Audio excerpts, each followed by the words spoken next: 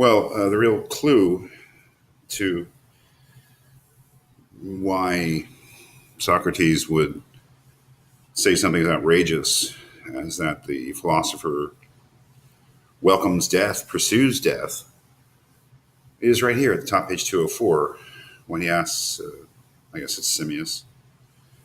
Simmias receives, then when does the soul attain truth? He's just basically said that the soul does not attain it through the senses.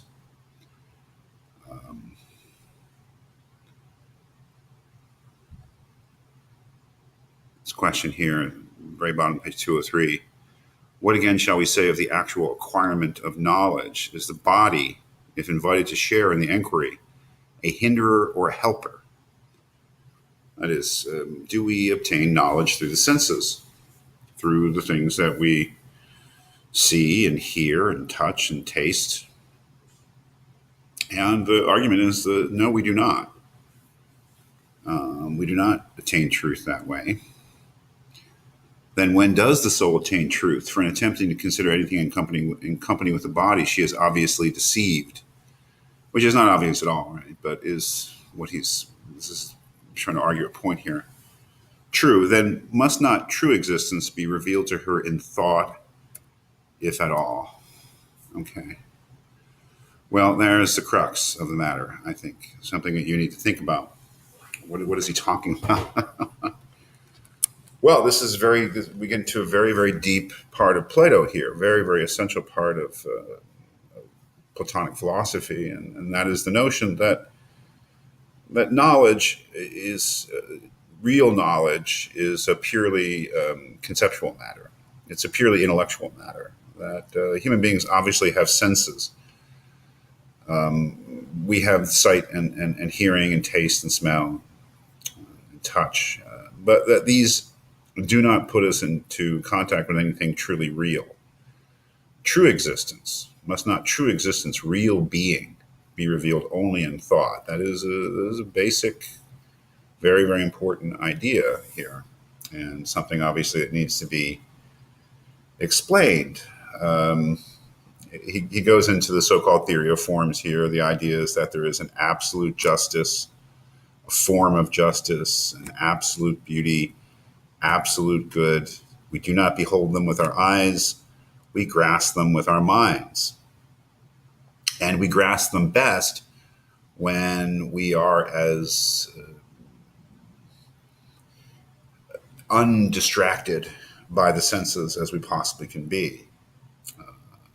This intellectual vision of the true beauty is a pure idea, concept. Pure justice is a pure idea and concept. We see them exemplified, instantiated in individual human beings, in individual works of art, let's say. But the basic, the essential idea of them is not something we see or can get in touch with through the senses, but something that can only be grasped with the mind, and that, moreover, is the farther away we can get from the senses, the more in touch with those forms, with those true being or essences that we can become. He says this here on top page 205.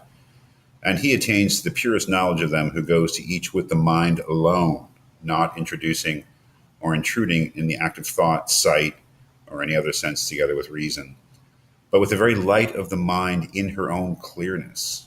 But with the very light of the mind in her own clearness, searches into the truth of each.